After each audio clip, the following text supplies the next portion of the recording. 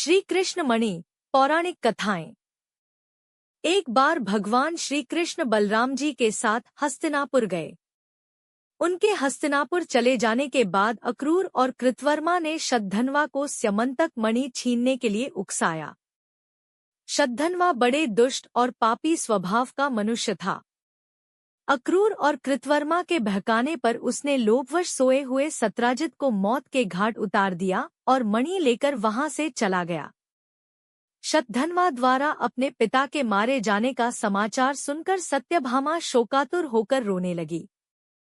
फिर भगवान श्री कृष्ण का स्मरण कर उसने यह प्रतिज्ञा की कि जब तक श्री कृष्ण शतधन्वा का वध नहीं कर देंगे, वह अपने पिता का दाह संस्कार नहीं होने देगी। इसके बाद उसने हस्तिनापुर जाकर श्री कृष्ण को सारी घटना से अवगत कराया।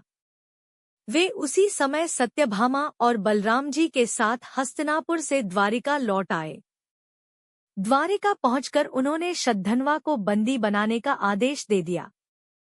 जब शतधन्वा को ज्ञात हुआ कि श्री कृष्ण ने उसे बंदी बनाने का आदेश दे दिया है, तो वह भयभीत होकर कृतवर्मा और अक्रूर के पास गया और उनसे सहायता की प्रार्थना की, किंतु उन्होंने सहायता करने से इनकार कर दिया।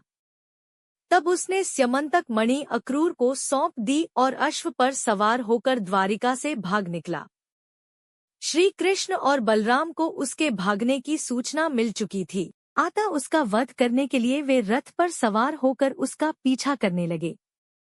उन्हें पीछे आते देख शतधन्वा भयभीत होकर अश्व से कूद गया और पैदल ही घने वन की ओर दौड़ने लगा।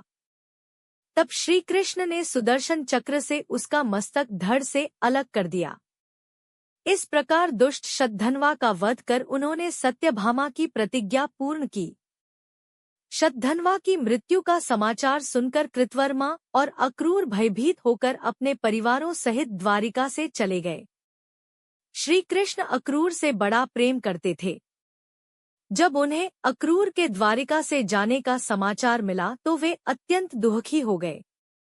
उन्होंने उसी क्षण सैनिकों को आज्ञा दी कि वे अक्रूर जी को ससम्मान द्वारिका वापस ले आए। शीघ्र ही अक्रूर को ससम्मान द्वारिका लाया गया।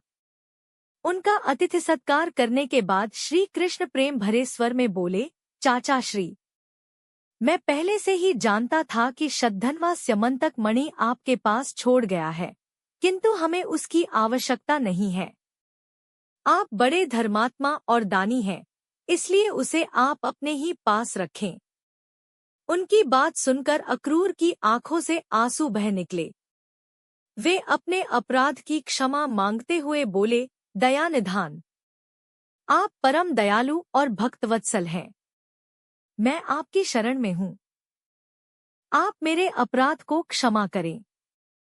यह कहकर उन्होंने मणि उन्हें सौंप दी। तब भगवान श्री कृष्ण ने उन्हें गले से लगा लिया और वह मणि वापस उन्हें लौटा दी। अक्रूर जी ने तभी ये प्रण किया कि वे अब लालच से हमेशा दूर रहेंगे, क्योंकि लालच बुरी बला होती है।